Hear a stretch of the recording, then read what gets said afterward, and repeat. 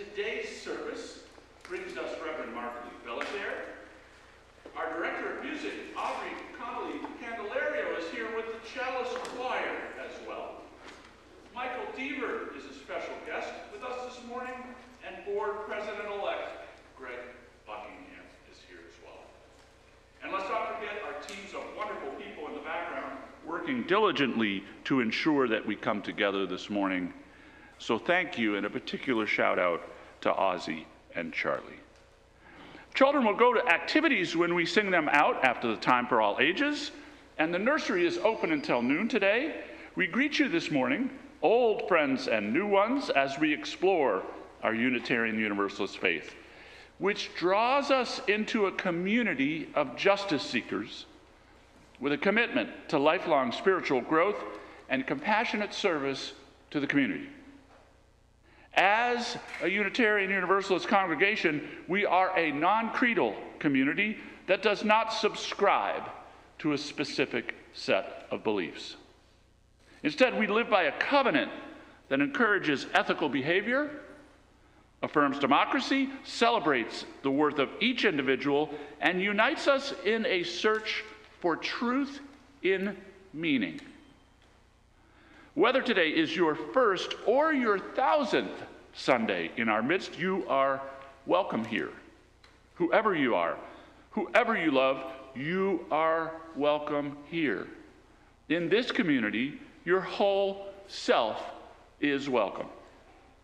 We welcome your race, national origin, immigration status, gender identity, sexual orientation, age, physical or mental abilities, economic status, or religious background.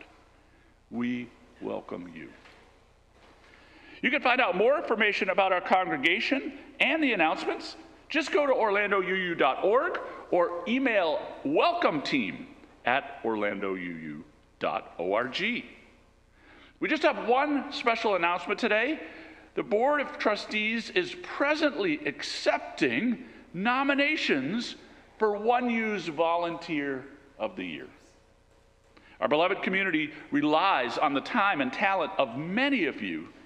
You are being asked now to identify someone whose contributions we can recognize at the annual congregational meeting in May.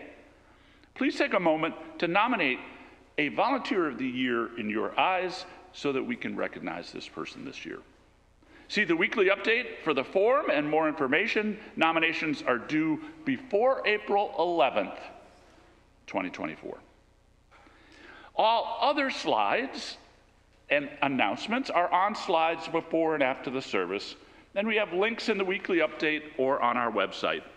And you can certainly follow along with our service by using this QR code, and you'll see it now and on the first few slides.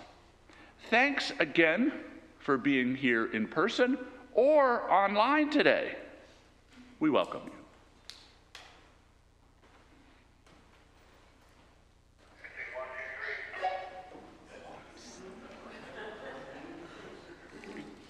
Please join me as we light the chalice with saying the following words. In the light of truth and the warmth of love, we gather to seek, to sustain, and to share. Now please rise and body your spirit and join me in singing 3 verses of our opening hymn, which is number 347, Gather the Spirit. There'll be words on the screen for you to follow along. Oh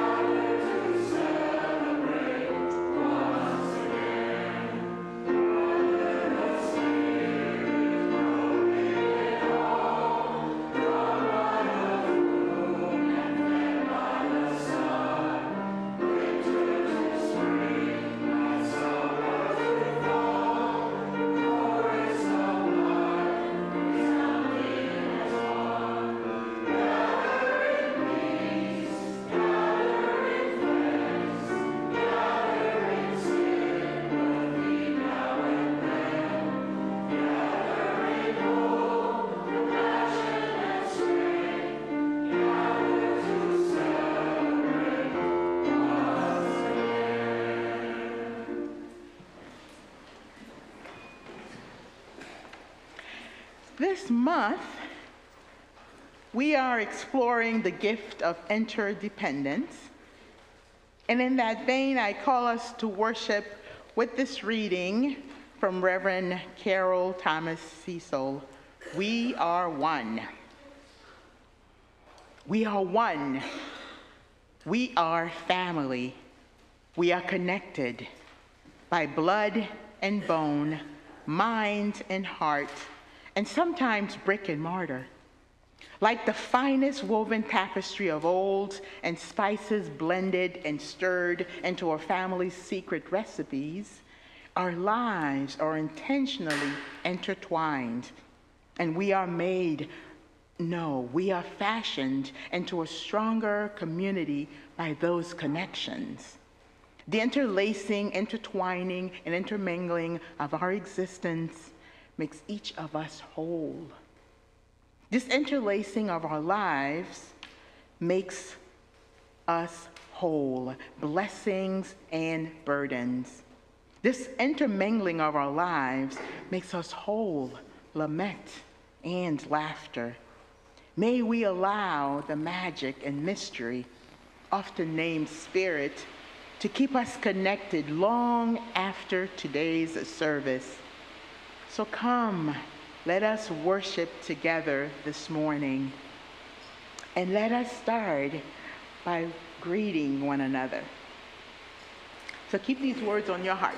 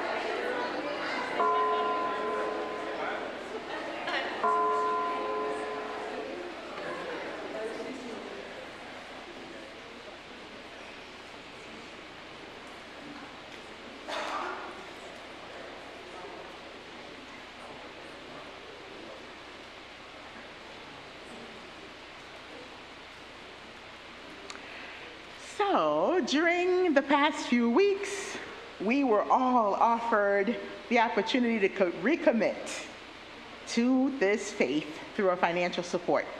It was our generosity campaign period, as you all remember. So thank you for leaning into the spirit of generosity that resides here in this community. Thank you for remembering that our generosity makes it possible for us to respond to our call to justice work.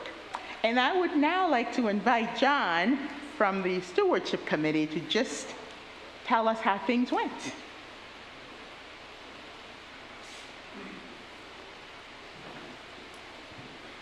Good morning. Good morning. So how did we do? Well, first piece of good news, we had the best response rate we've had in many years. 107 people pledged. Almost 60% of the congregation, thank you so much for that. And 54% of you increased your pledges this year. Thank you so much for that. We had about a 4% increase over last year so far. And we're close enough to our goal so the Finance Committee can recommend the current aspirational budget which we've been working on without reductions to the board. So that is wonderful news. Last year we had to do a bit of chopping, you may remember. So what we do is we put together a budget in February that's what we call aspirational. Everybody says this is what I'd like to see in there, staff, lay leadership, and then we have our campaign and see if we can cover it. And this year we were able to do it. We have pledges of over $400,000 already. And what we do is we extrapolate from the folks, everybody and anybody who hasn't pledged, we assume they're going to give what they gave last year. That brought us up to almost $170,000, which was our goal. I think we're only about $1,000 shy. So again, thank you all so much for a very successful campaign.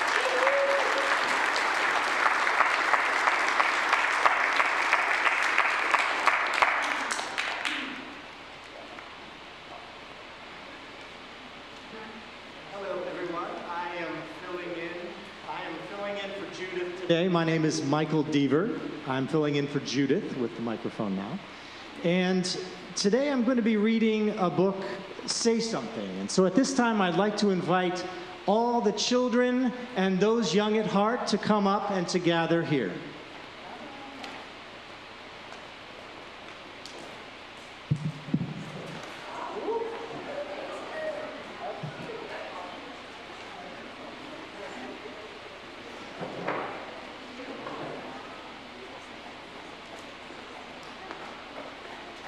All right, gathering up, ready, looking good, looking ready, lots of love in this crowd.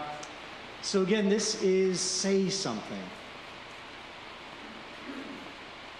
The world needs your voice. Mine? Yes, yours. Go ahead. It doesn't need to be perfect, as long as it's from your heart.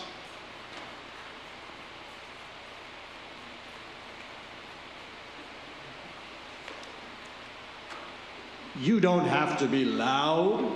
Powerful words can be in a whisper. You can say something in so many ways, with words, with action, with creativity.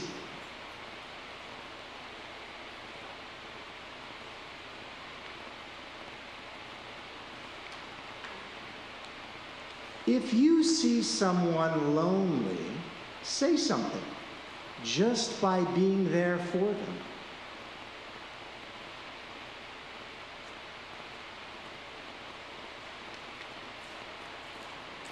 If you see an empty canvas, say something with your brush.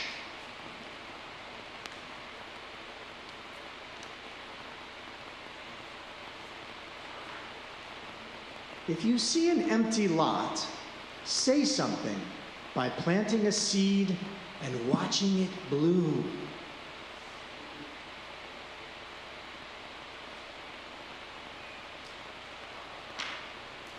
If you see someone being hurt, say something by being brave. Hey, stop!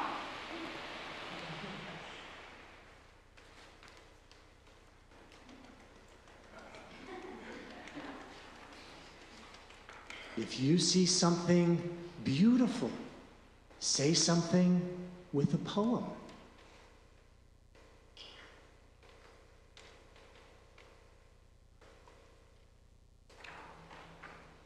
If you have a brilliant idea, say something with confidence. Eureka!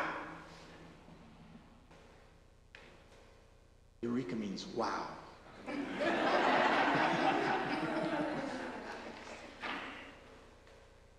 If you want to show the world who you are, say something with style.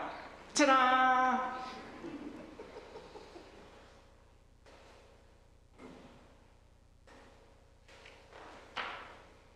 If you are angry, say something to help people understand.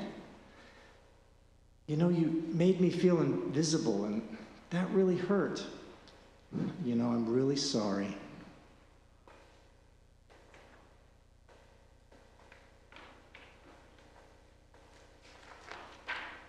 If you see an injustice, say something peacefully.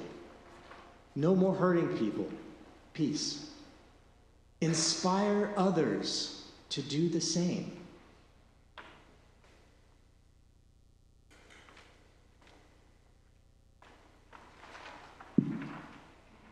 Sometimes you'll say something and no one will be listening.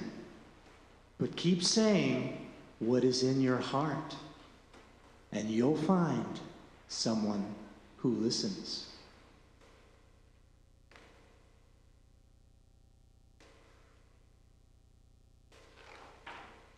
Keep saying it, and you may be surprised to find the whole world is listening.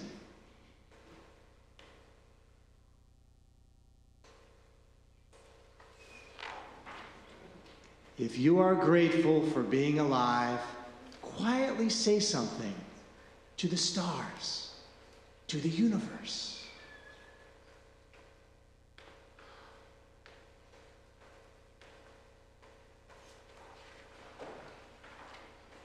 Some people find it easier to say something than others, but everyone has something to say.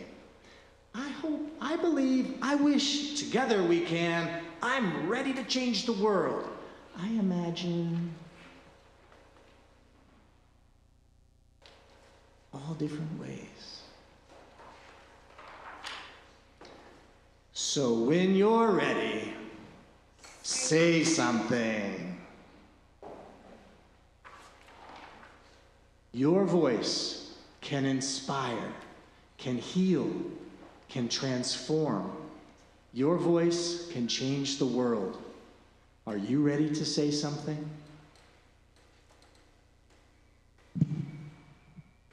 And now it's time to sing all the kids out on a happy day to the song, This Little Light of Mine.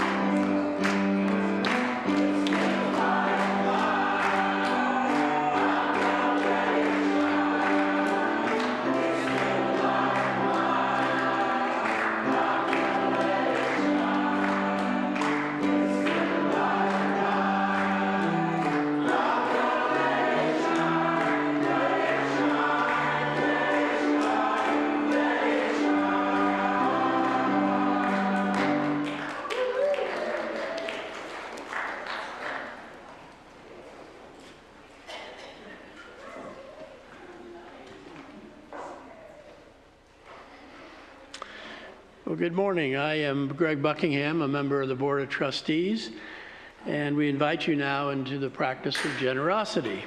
It is one of our spiritual values which sustain the life and ministries of this church community.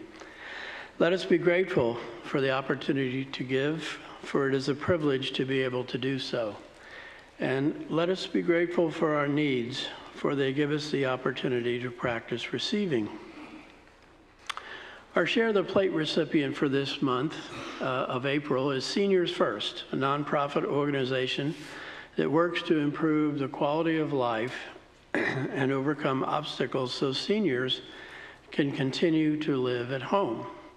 They provide Meals on Wheels, the program for Orange County. But you don't have to take it from me. We have Catherine Brown here from Seniors First, and she's going to come up and talk about the organization.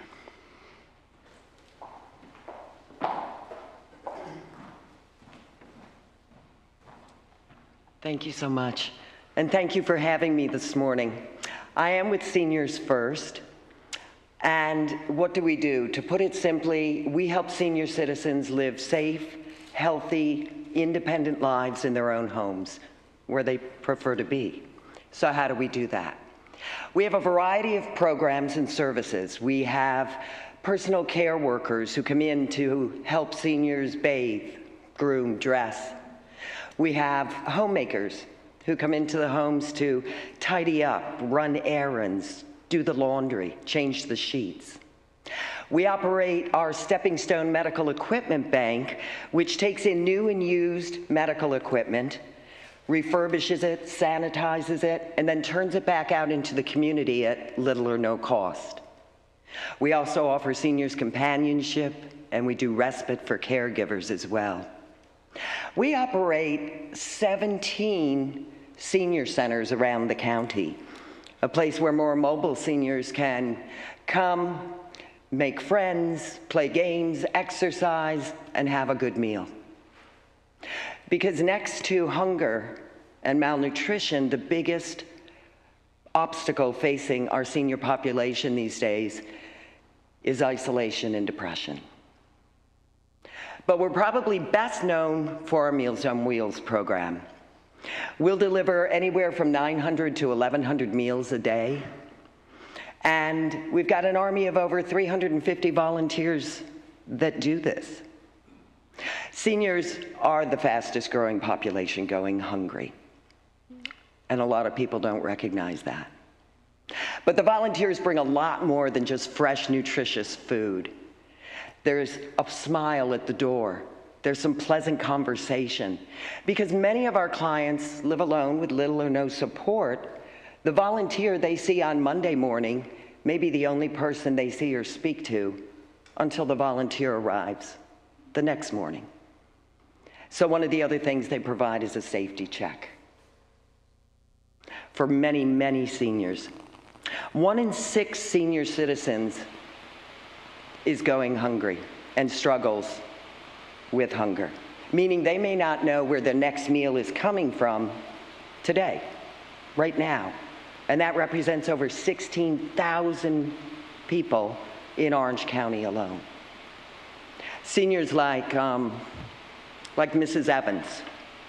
Mrs. Evans is an 88-year-old widow, lived her whole life here in Orlando, raised her family, taught middle school for many years, and was very active in her church. I'd like to just take you into her home for just a minute if I can. You're sitting in a small, dimly lit living room. The television's on, but the sound's turned down, and the picture isn't really very good anyway. Everywhere you look, there are photographs.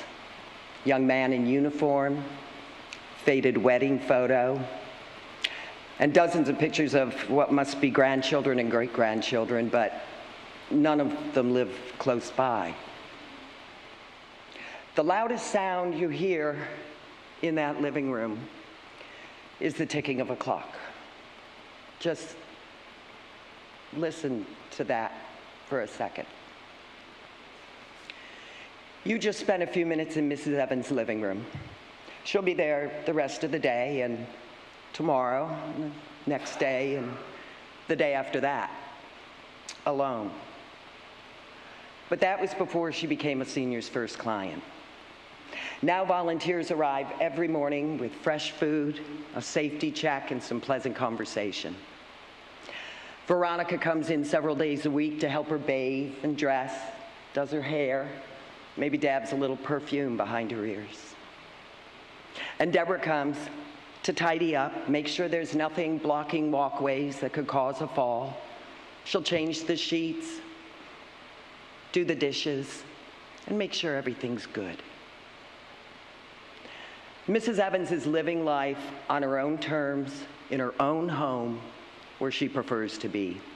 I've been doing this over 10 years now, and I've never met anybody who said, man, I cannot wait to get old so I can go into a nursing home. These are the people that built the community we now call our own. They deserve our support and our respect. So I'd like to ask you to do 3 things, if you would. 1, spread the word. Seniors are the fastest growing group of people going hungry in this country, and they have no one to speak for them. Even following us on social media and sharing our messages makes a big difference. 2, volunteer. Your time, your talent, it makes such a difference. And number 3, consider donating, knowing that no amount is too small to make a difference, because the truth is, it doesn't take a lot if there are a lot of us. Thank you.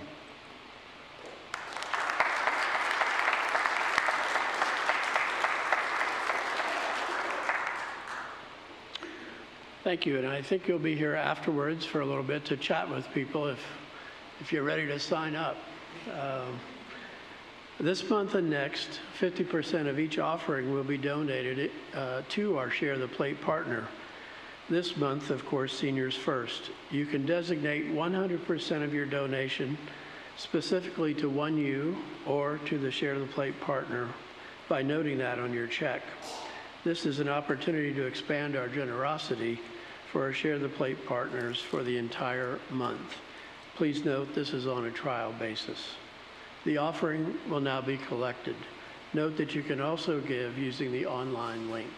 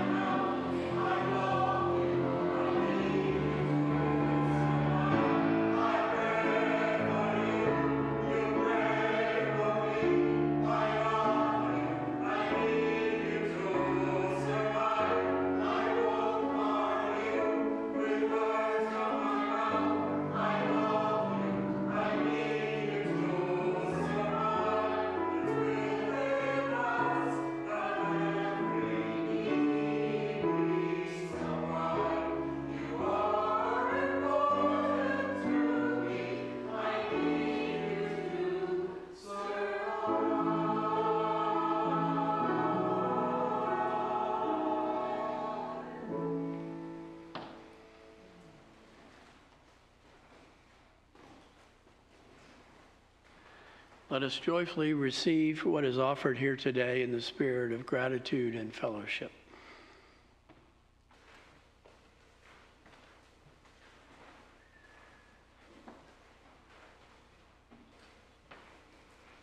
Let's enter this special time set aside for deep sharing of our hearts in prayer and meditation, and let's enter that space with the idea that I need you to survive. We need one another.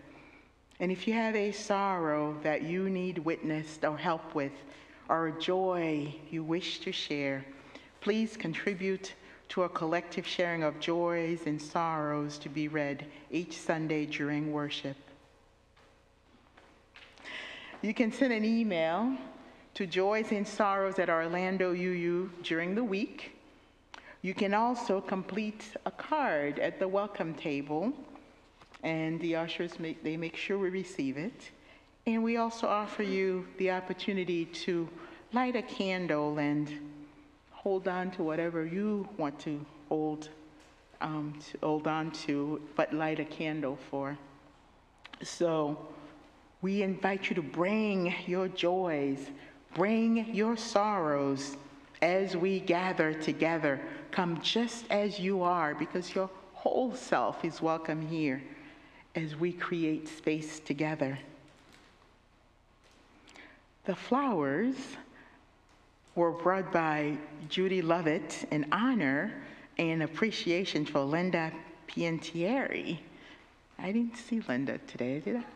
Ah, Linda.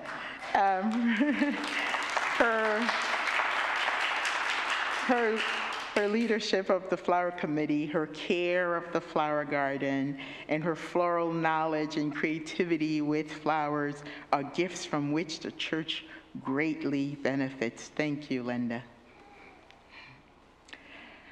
We have a joy from Rebecca Wright.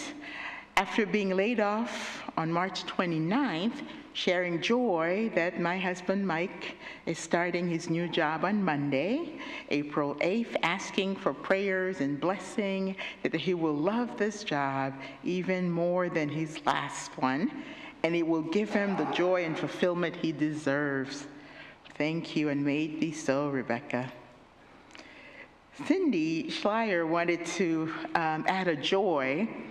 Joy for her and a group of folks this past Sunday was the RE Saturday brunch hosted by Judith Stein-Farrall. As you all know, is our beloved Lifespan, Director of Lifespan Religious Education. Cindy continues, we gathered for conversation and camaraderie and support of our growing religious enrichment program. Thank you, Judith, and thank you to all those who attended. We have, today is the birthday of Joy Wallace Dickinson. Hooray!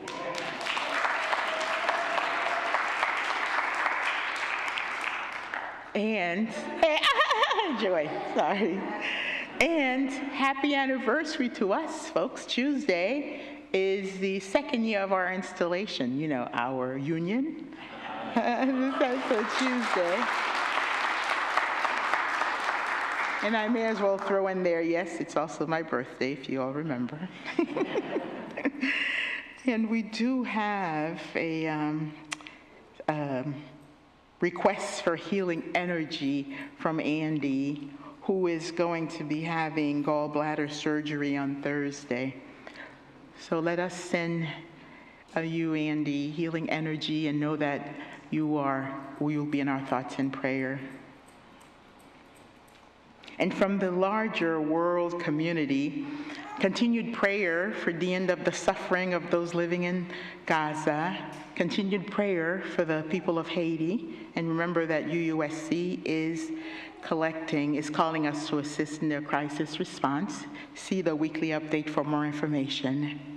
And continued love and support to our community here, Orlando, as we know the state of Florida continues to be at the brunt of rules and regulations that do not always show compassion for those who are on the fringes.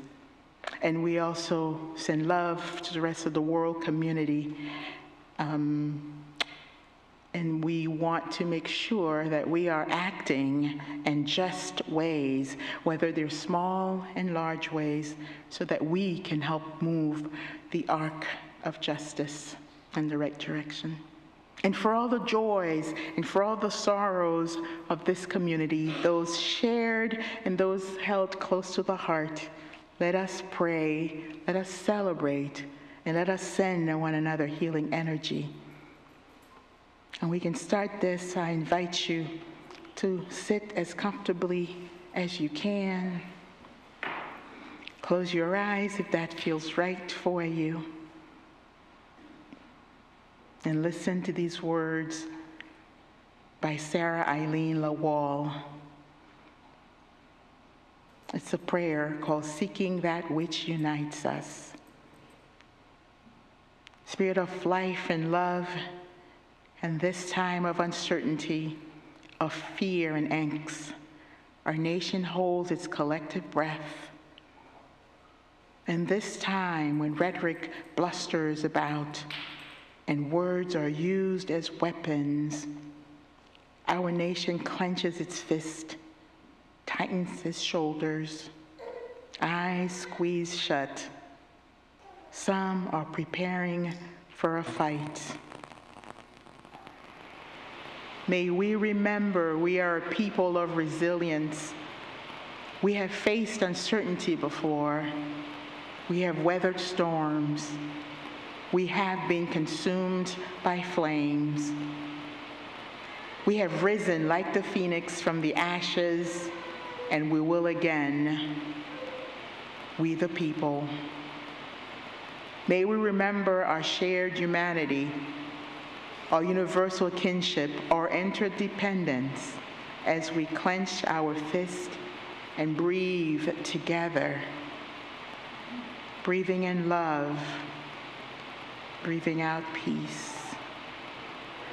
May we recognize the spark of the divine inside all of us, even those we are not quite sure about. In this time of uncertainty, we remember the goodwill go on as we work to move forward together, we the people, seeking that which unites us, with arms reaching out wide for life, liberty, and the pursuit of happiness. May love prevail. And in the name of all that is holy, we pray, and amen. Now we invite you to come forward as you are willing to light a candle of remembrance, loving kindness, our hope. Our first candle will be lit to recognize the joys and sorrows of our online viewers. And the last one will be to recognize the unspoken joys and sorrows of all in this room. Come forward as you are willing.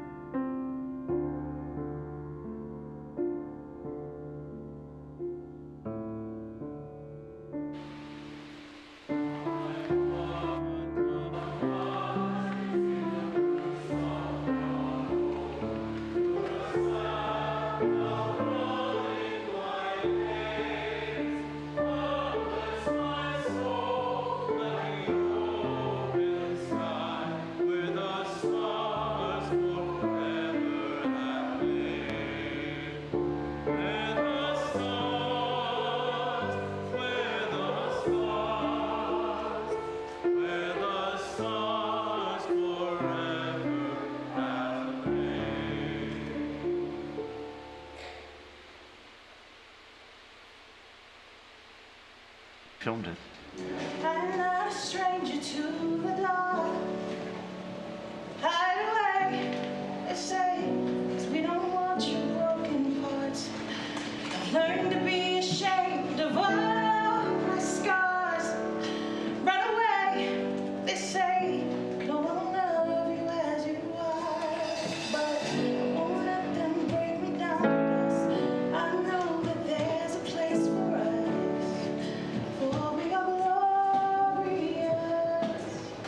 When the sharpest words want to cut me down, gonna send the blood, gonna drown them out.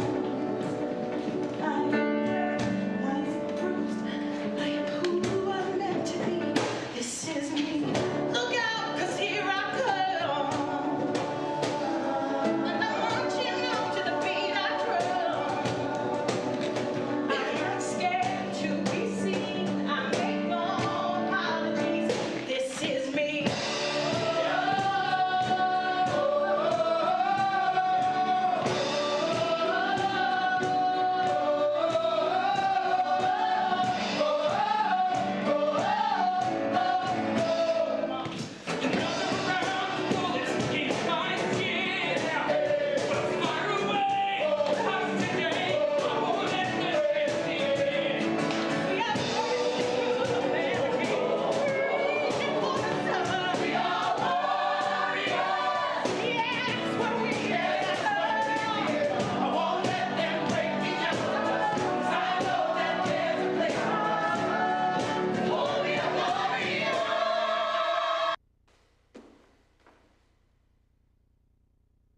Technical difficulties, folks.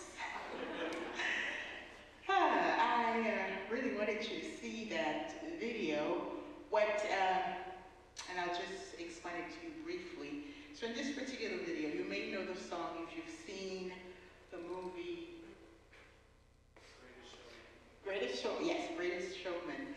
And so this was not the official video. This was a video that wasn't accidentally recorded. It was recorded just during a practice run. And what I wanted to show you is how, in that particular video, I'll just read what I was going to say afterwards. It won't fully cover what you would have seen on there, but it shows how much we need one another. And at the beginning of the song, where the singer wouldn't even move from behind the music stand, and as the other people in the room responded to her singing, you can see her moving from like this to like this. You can see how everybody in the room is feeding off one another. And this woman who was standing, wouldn't even come from behind the music stand, is now walking around, and then everybody's cheering and people are crying. And then at the end, she even calls it felt like an out-of-world experience. It felt surreal and just, and then this other person who was in the room said it was a moment that will stay with him for the rest of his life. And this is the reason I wanted to show you that is, beloveds, we need one another. We create and destroy one another every day.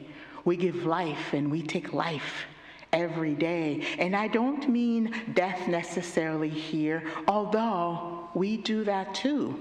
I'm talking about when we don't reach out and take the hand of another human being, literally or metaphorically. That can be a life-taking situation.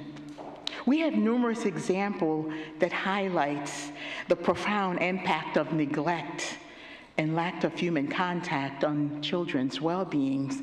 There are well-documented cases of children in orphanages who fail to thrive due to lack of contact with caregivers and other human beings. A well-known example would the research conducted by psychologist Roberta Holt. In her study, this was a study of orphanages in Romania, and she studied children who who suffered from severe neglect, or infants were deprived of social interaction, emotional care, and individualized attention. These children often experienced minimal physical contact and lacked consistent, nurturing relationships with caregivers. So this finding, along with other studies, reveal profound developmental delays and disturbances in children raised in deprived environments. And even as adults, these children exhibit symptoms of failure to thrive, including stunted growth, cognitive delays, emotional dysregulation, and attachment disorder. And other research too shows the impact of institutionalization on children and how important it is for children and for human beings to have contact. These examples underscores the importance of ensuring nurturing environment and responsive caregiving for optimal development. And we continue to need that throughout the lifespan.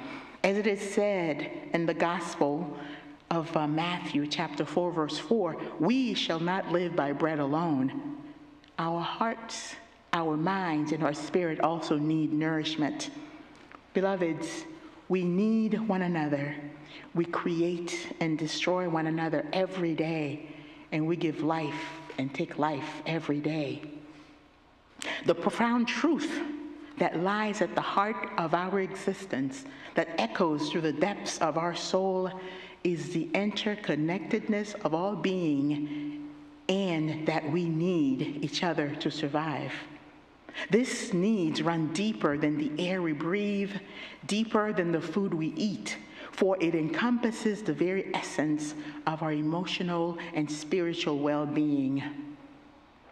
As you use, we affirm the inherent worth and dignity of every person, recognizing this interconnectedness and that it extends far beyond mere physical proximity.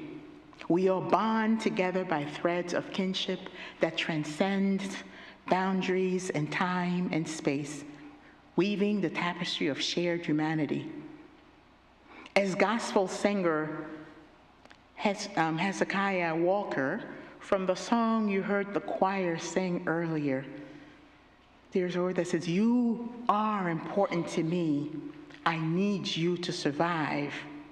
And in the words of him, he says, these simple words are so profound, and they capture the heart of our interconnectedness as human beings. They remind us that our lives are intertwined in ways we may not always recognize and acknowledge.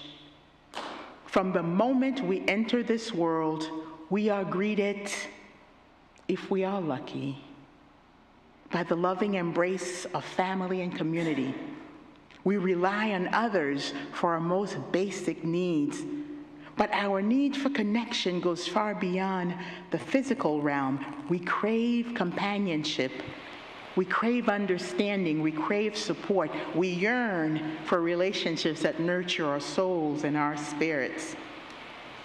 In her poem, "We Are One," from our call to worship, Reverend Thomas Cecil speaks of being connected by blood, bones, mind, and heart, acknowledging that our bonds go beyond mere biological ties.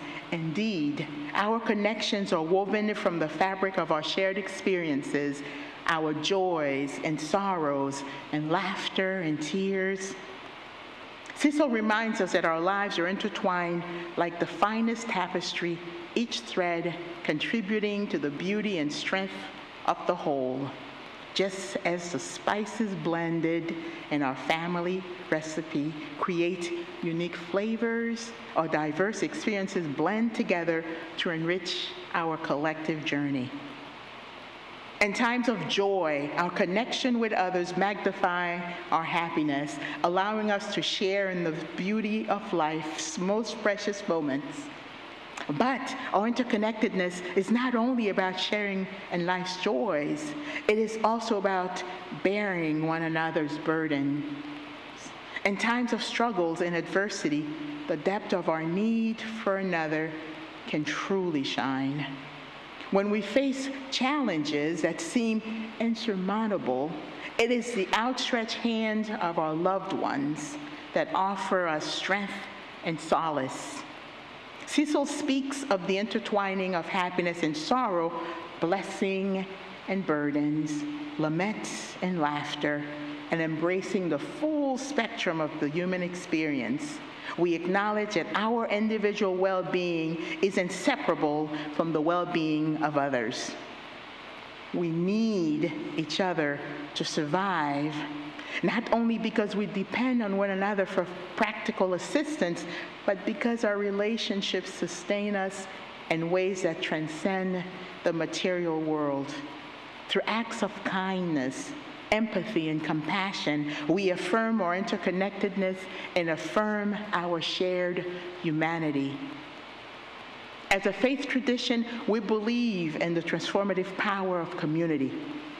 Our interconnectedness calls us to cultivate relationships based on compassion, empathy, and mutual support. It reminds us that we are never truly alone, for we are part of a vast, intricate web of relationships that sustain us through life's trials and triumphs. We can find solace and strength knowing that we are not isolated beings, but integral parts of a greater whole. As we navigate the complexities of life, let us never forget the importance of reaching out to one another with love and understanding. Let us take to heart another line from Walker's song, "I won't harm you with words from my mouth." Let us embrace the truth that we are all interconnected, bound by the ties of mutual dependence and shared destiny. Harmful words from your mouth to someone else can turn around and harm you.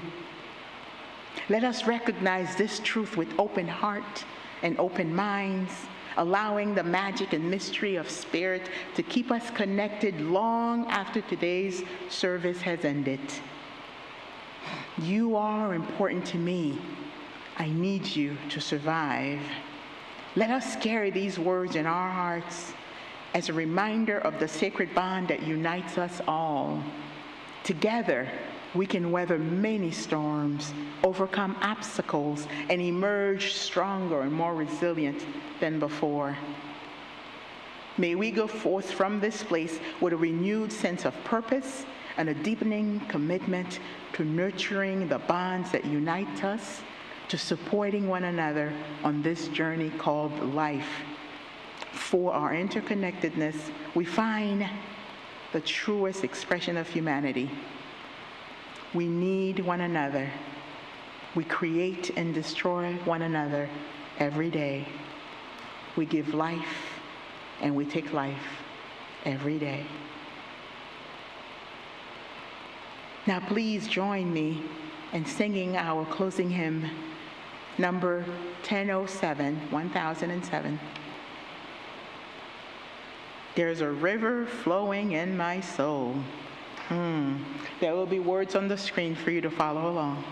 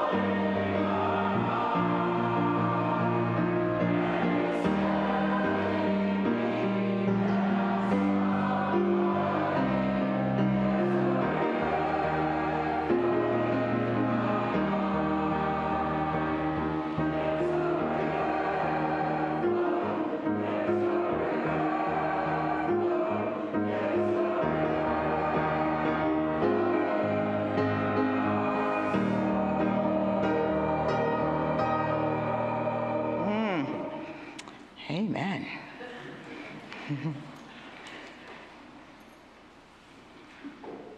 Become aware of the hands that you are holding, their warmth, texture, and weight. As an infant, these same hands reached out for the nourishment of milk. As a child, these hands shakily wrote a name on paper for the first time. These hands have wiped away tears, clenched in anger, waved hello and goodbye countless times, and embraced loved ones. And now, these hands are the tangible link that connects us to one another. Look and see those around you who have experienced so much that is life. These hands have worked, are working, and will continue to make the world a better place. Go in peace, go in love, work for justice, go forth and bless the world. Reverend Amy Bowden Friedman. Beloveds, worship has ended, and now the service truly begins. We have the last weekend of April, the Saturday, I believe is the 27th, we have coming up a reproductive rights rally, yes. And our very own Reverend Kirsten will be speaking at that rally. So we are telling you in plenty of time to make space for that if you are free on that last Saturday of the month to attend that rally. So, and of course, please continue to give to this faith of ours.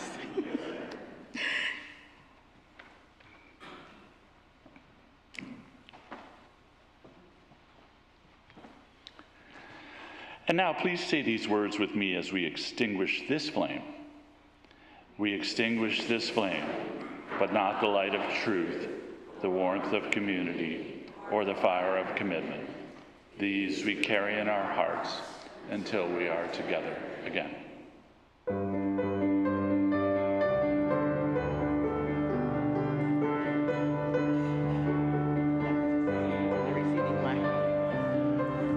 So we are reactivating the receiving line. So we'll have a line here. So feel free if you want to speak with Neil and I. We'll be right by these front doors.